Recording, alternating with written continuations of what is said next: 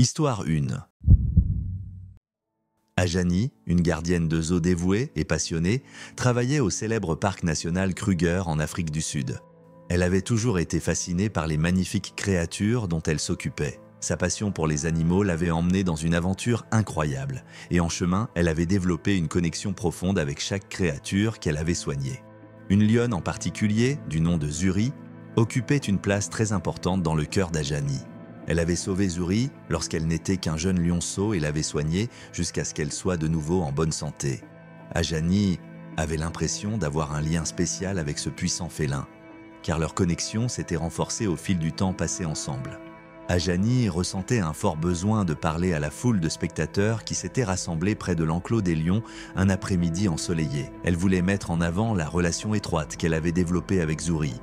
Ajani fit une grave erreur en tendant la main pour caresser la lionne, ce qu'elle n'aurait pas dû faire, car elle avait été guidée par des instincts de prudence pendant des années. Zuri donna d'abord l'impression d'être indifférente en permettant ce léger contact, tout en conservant une expression curieuse. Cependant, les instincts naturels profondément enracinés de la lionne surgirent de manière inattendue et avec une force impressionnante. L'attitude de Zuri, jusque-là calme, changea brusquement, se métamorphosant en une manifestation de pure sauvagerie, et une intensité primitive, presque palpable, envahit soudainement ses yeux.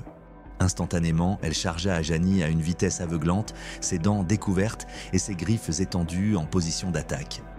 Les touristes terrifiés regardèrent avec incrédulité, tandis que Zuri se jetait sur Ajani et la traînait au sol. Ils étaient horrifiés par ce qu'ils voyaient. La lionne frappa violemment avec une série de coups féroces, ses mâchoires puissantes se refermant sur les bras, les jambes et le torse d'Ajani dans une attaque coordonnée. Les cris de désespoir du zoo remplissaient l'air, se mêlant aux exclamations et aux pleurs de ceux qui étaient horrifiés par ce qu'ils voyaient. Immédiatement après l'incident, la procédure d'urgence du parc fut mise en œuvre. D'autres membres du personnel se précipitèrent sur les lieux aussi vite que possible, apportant des équipements de protection et des fléchettes pour endormir l'animal. Ils approchèrent la situation avec bravoure et une détermination sans faille, essayant de détourner l'attention de Zuri tout en retirant soigneusement Ajani de sa prise. Alors qu'ils luttaient pour libérer Ajani de l'emprise de la lionne, le temps semblait s'étirer à l'infini. Ajani rassembla toutes les forces qu'elle possédait pour faire face à la douleur excruciante et à la peur terrifiante qui l'envahissait. Ses collègues parvinrent enfin à maîtriser Zuri avec des tranquillisants, leur permettant de libérer la gardienne de zoo sans défense de son emprise. À peine l'équipe vétérinaire fut-elle sur place qu'ils se mirent sans tarder à prodiguer les premiers soins à Ajani, cherchant à atténuer la gravité des blessures qu'elle avait endurées. Chaque parcelle de son corps portait les marques de l'attaque violente, de profondes plaies ouvertes, des os fracturés qui nécessiteraient une attention minutieuse et des lacérations sévères qui témoignaient de la brutalité de l'assaut. Dans une course contre la montre, l'équipe médicale travailla sans relâche pour stabiliser son état dans l'espoir de lui sauver la vie. Alors qu'Ajani persévérait à travers une série d'opérations et une période de rétablissement longue et difficile, les jours passèrent et devinrent des semaines. Les blessures physiques étaient enfin guéries, mais les cicatrices émotionnelles, elles, demeurèrent longtemps.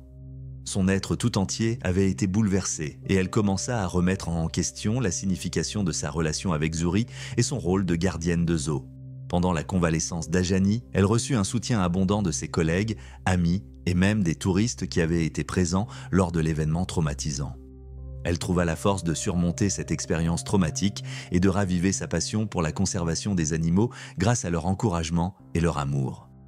Ajani émergea de cette expérience avec un sens du devoir renouvelé. Malgré les cicatrices physiques et émotionnelles qu'elle portait à cause de l'attaque, elle devint une avocate pour des mesures de sécurité plus strictes et des protocoles de formation pour les gardiens de zoo du monde entier, déterminée à empêcher que des incidents similaires ne se reproduisent à l'avenir. Avec le temps, la relation entre Ajani et Zuri évolua pour être fondée sur le respect et la compréhension plutôt que sur la familiarité et un sentiment de proximité perçu. Bien qu'elles eurent moins d'occasions de communiquer directement, leur connexion resta forte. Ajani comprit et apprécia la nature sauvage de Zuri, réalisant que l'affection véritable pour les animaux exige de respecter leurs tendances innées et les comportements qui leur sont naturels. L'histoire d'Ajani servit de rappel puissant des dangers et des responsabilités de travailler en étroite collaboration avec des animaux sauvages et elle devint largement connue. Son histoire motiva de nombreuses personnes intéressées par les soins aux animaux à mettre la sécurité, le respect et l'éducation au sommet de leurs priorités lorsqu'ils s'occupent des animaux. Et tandis qu'elle poursuivait son travail au parc national Kruger, Ajani trimballait sur son corps les cicatrices de sa rencontre avec Zuri comme un rappel constant de la précarité et de la puissance impressionnante du monde naturel et sauvage dans lequel elle travaillait. Histoire 2. Gianna, une photographe de l'animalière intrépide, et Apiwa, un guide touristique dévoué, se sont lancés dans une aventure extraordinaire dans les vastes savanes d'Afrique. Les deux étaient en safari ensemble. Gianna, une photographe américaine avec beaucoup de passion et de talent, était venue en Afrique pour capturer la beauté naturelle de la faune du continent à travers l'objectif de son appareil photo. Gianna partit pour son voyage à travers l'Afrique avec un cœur plein d'excitation et d'anticipation, armée de son appareil photo fiable et d'un profond respect pour les animaux qu'elle espérait photographier. Son objectif était de documenter leur vie. Elle était déterminée à capturer la majesté des lions qui, disait-on, rôdaient dans les plaines ouvertes car elle avait entendu des histoires à leur sujet. Gianna reçut l'aide d'Apiwa, un guide local possédant une vaste connaissance de la nature sauvage africaine et chargé de l'accompagner dans son périple photographique. Apiwa n'était pas seulement extrêmement informé sur les habitudes et les habitats de la faune locale, mais il avait également un profond respect pour les animaux avec lesquels il partageait sa vie depuis l'enfance. Gianna et Apiwa partirent ensemble à l'aventure, débutant leur recherche de lions tôt un matin. Tandis qu'ils s'enfonçaient dans le cœur de la savane, ils manœuvraient soigneusement à travers les hautes herbes, suivant les signes d'activité récente de lions, tout en étant guidés par les instincts experts d'Apiwa. Leur persévérance fut récompensée. Alors que le soleil montait dans le ciel, un magnifique lion mâle adulte émergea de l'épaisse végétation, sa crinière dorée flottant majestueusement dans la légère brise. Tandis que Gianna ajustait minutieusement les paramètres de son appareil photo, prête à immortaliser la majestueuse créature dans toute sa splendeur, l'adrénaline montait en elle, faisant battre son cœur à un rythme effréné. Son attention était si intensément focalisée sur l'obtention du cliché parfait, sur chaque détail de l'image qu'elle voulait capturer, qu'elle ne remarqua pas le subtil mais significatif changement dans le comportement du lion, un signe précurseur de ce qui allait suivre. La magnifique créature, auparavant calme et détendue, devint soudainement tendue et concentrée. Gianna fut surprise lorsque le lion se jeta sur elle et referma ses puissantes mâchoires autour de son bras. Alors que le corps de Gianna se tordait de douleur, le monde semblait entrer en état de suspension. Son appareil photo finit par terre, oublié face à la menace imminente.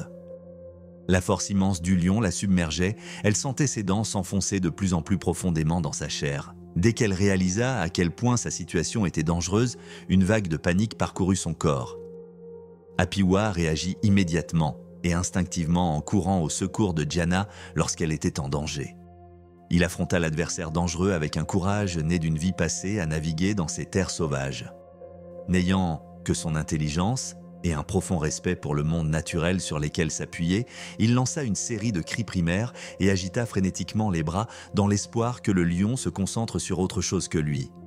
Gianna réussit à se libérer de l'emprise du lion car celui-ci, temporairement distrait, la lâcha un instant. Elle tomba en arrière, meurtrie et en sang, serrant son bras blessé et ressentant un mélange de douleur et de gratitude qui parcourait ses veines.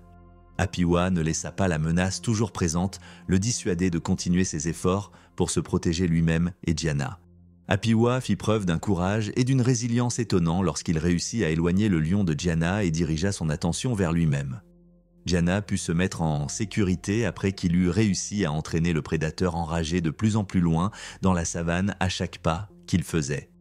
Tandis qu'Apiwa affrontait habilement le lion, utilisant sa connaissance approfondie du comportement de l'animal pour garder une longueur d'avance sur lui, les minutes semblèrent durer des heures plutôt que des minutes. Apiwa parvint enfin à échapper à la poursuite acharnée du lion grâce à une combinaison de détermination inébranlable et de compréhension approfondie des tendances naturelles du lion. Gianna et Apiwa cherchèrent refuge à l'intérieur d'un véhicule de safari à proximité. Exténués et blessés, ils trouvèrent du réconfort là-bas. Les blessures de Gianna furent soignées diligemment et rapidement après l'appel des secours médicaux d'urgence. Après avoir disparu au loin, le lion servit de rappel glaçant de l'équilibre précaire entre la civilisation humaine et les espaces sauvages du monde. Gianna découvrit qu'elle avait été irrémédiablement changée par l'épreuve. Elle fut marquée par des cicatrices émotionnelles et physiques à cause de l'expérience, mais elle gagna aussi un profond respect pour la puissance et l'imprévisibilité de la nature. Elle jura de continuer son voyage en tant que photographe pour capturer la beauté de la faune et mettre en lumière l'importance de préserver leurs habitats naturels. Le désintéressement et le courage inébranlable d'Apiwa n'échappèrent à personne. La vie de Gianna avait été épargnée grâce à ses actions et il fut également rappelé de l'importance de sa mission de protéger les animaux sauvages qu'il avait appris à aimer. Il ne cessa jamais de conseiller, d'encourager et d'instruire les autres avec une patience inébranlable, partageant généreusement ses vastes connaissances accumulées au fil des années, tout en insistant constamment sur l'importance cruciale de la coexistence pacifique entre l'homme et la nature, ainsi que sur la nécessité vitale de préserver l'environnement pour les générations futures, soulignant avec ferveur que la protection des écosystèmes était non seulement un devoir moral, mais aussi une condition essentielle à la survie de la planète. L'histoire de l'expérience terrifiante et déchirante de Gianna avec le lion, ainsi que de sa survie miraculeuse contre toute attente, devint non seulement un témoignage poignant et indélébile de l'esprit indomptable et résilient qui réside tant chez les humains que chez les animaux, mais aussi un puissant rappel de la fragilité, de la beauté éphémère et précieuse de la vie elle-même, inspirant profondément tous ceux qui en prirent connaissance à respecter et à protéger la valeur inestimable de la faune et des environnements naturels qu'il est impératif de sauvegarder. Histoire 3. Une jeune fille nommée Jaya, âgée de seulement 14 ans à l'époque, vivait dans un village reculé en Inde. Elle venait d'une famille d'agriculteurs et son père, Chandran, était connu pour son assiduité.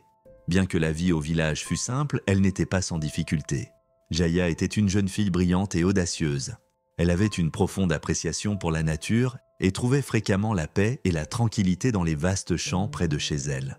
Son père Chandran, qui portait la lourde responsabilité de subvenir aux besoins de la famille en s'occupant des cultures variées et du bétail, travaillait sans relâche jour après jour. Jaya, pleine de curiosité et de respect pour son père, l'accompagnait souvent, observant attentivement et apprenant les anciennes méthodes de la terre qu'il lui enseignait avec patience.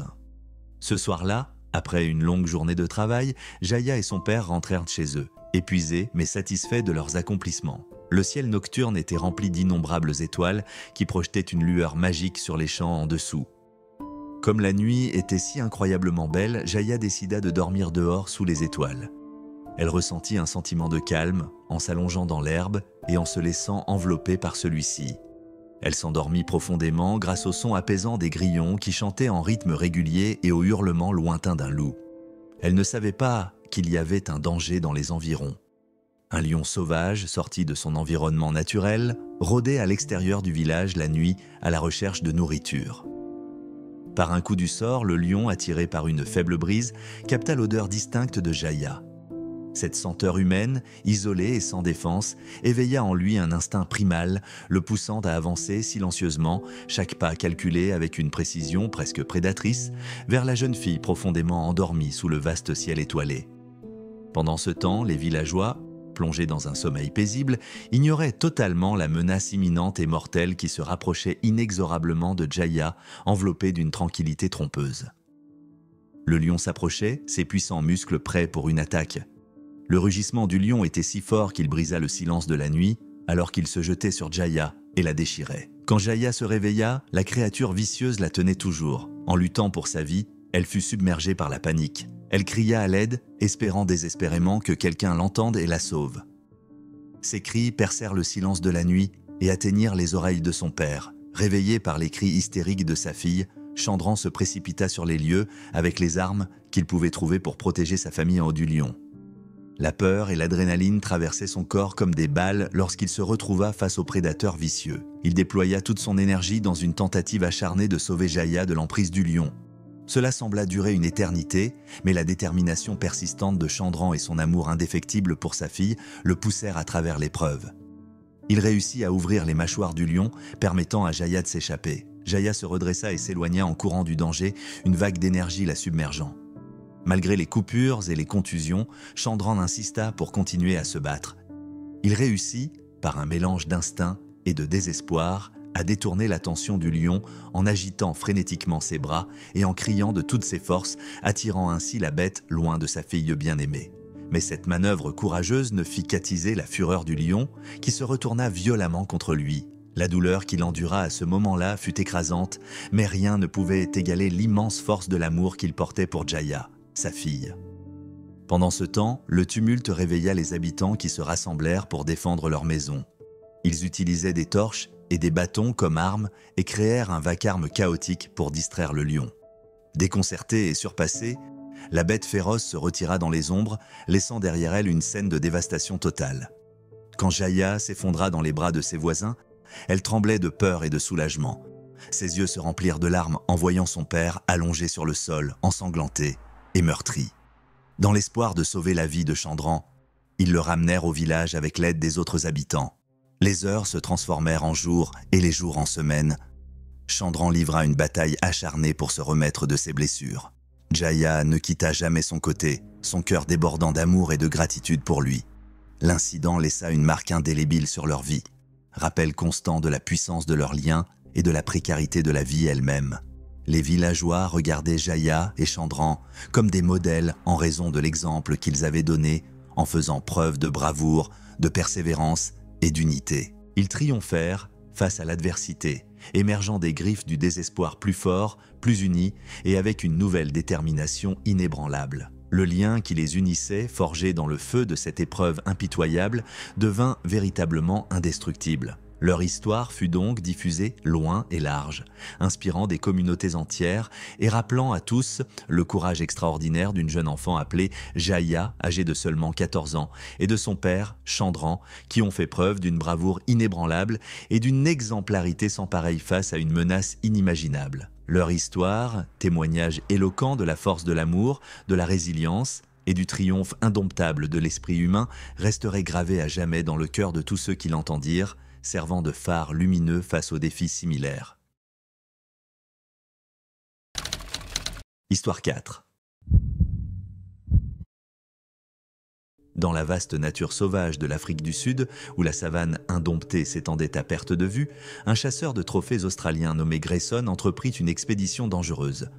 Poussé par sa soif insatiable d'aventure et son désir d'ajouter à sa collection de trophées précieux, Grayson avait mis le cap sur le roi de la jungle, le puissant lion. Grayson s'était forgé une réputation de chasseur de trophées accompli, parcourant le monde avec une détermination inflexible à la recherche d'animaux rares et majestueux défiant tous les obstacles sur son chemin.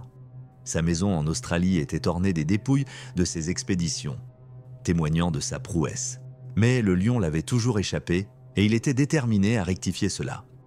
Équipé de matériel de chasse, à la pointe de la technologie, Grayson arriva en Afrique du Sud avec une petite équipe de guides locaux expérimentés.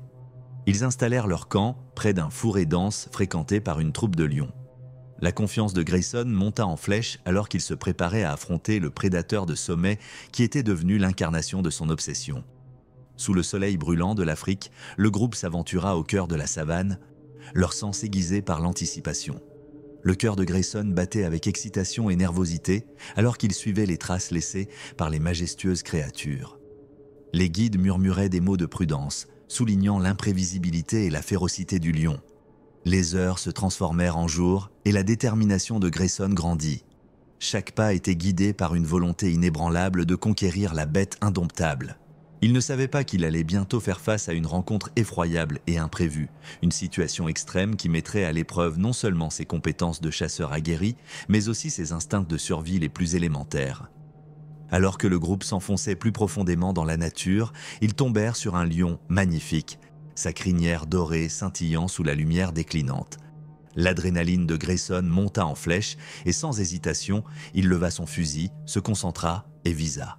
Mais le lion, sentant le danger imminent, se jeta rapidement sur Grayson avant qu'il ne puisse tirer. Les griffes massives de la créature déchirèrent sa chair, envoyant des vagues de douleur brûlantes.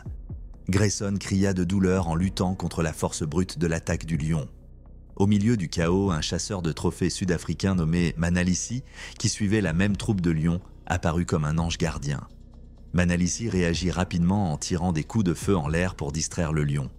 Le tumulte effraya momentanément la bête, donnant à Grayson un bref répit. Manalissi, un chasseur expérimenté avec des années à son actif et une connaissance approfondie des animaux sauvages, savait que chaque seconde comptait dans cette situation critique. D'une rapidité fulgurante, il se précipita vers Grayson, l'éloignant des griffes du lion enragé. Les deux chasseurs se réfugièrent en sécurité, leur corps meurtris et ensanglantés, serrant les dents contre la douleur. Grayson et Manalici se replièrent à une distance sécurisée, rejoignant les guides. La réalité de la situation commença à s'imposer à Grayson, qui réalisa le prix qu'il avait payé pour son obsession. Il plongea son regard dans les yeux de Manalici, la gratitude et l'humilité l'envahissant. Ensemble, les chasseurs parvinrent à appeler des secours et une équipe médicale arriva pour soigner les blessures de Grayson. Les cicatrices qu'il porterait rappelleraient à jamais la rencontre fatidique et les leçons d'humilité qu'elle lui avait enseignées. Avec un nouveau respect pour les créatures qu'il poursuivait autrefois sans relâche, Grayson s'engagea à canaliser son énergie dans des efforts de conservation et de préservation de ces animaux majestueux. La mésaventure de Grayson se répandit dans la communauté des chasseurs comme un rappel brutal des dangers de la chasse aux trophées. L'altruisme de Manalici attira également l'attention, mettant en lumière l'importance de la camaraderie et du respect de la nature. À la suite de l'incident, Grayson et Manalici forgèrent une amitié improbable, unie par une compréhension commune de l'équilibre délicat entre l'homme et la bête. Ensemble, ils devinrent des défenseurs des pratiques de chasse responsables, dédiant leur vie à sensibiliser le public et à promouvoir les efforts de conservation, tout en partageant leur expérience pour encourager une gestion respectueuse de la faune dans l'espoir de préserver les créatures magnifiques qu'ils avaient autrefois poursuivies si impitoyablement. Des profondeurs d'une rencontre brutale et inoubliable, un nouveau chapitre commença, parlant de rédemption et du pouvoir de l'unité face à l'adversité. L'histoire de Grayson et Manalici servirait à jamais de mise en garde, rappelant aux générations futures les graves conséquences de ceux qui poursuivent des trophées sans respect pour la nature et ses précieux habitants, incitant ainsi à une prise de conscience collective et à un changement de perspective.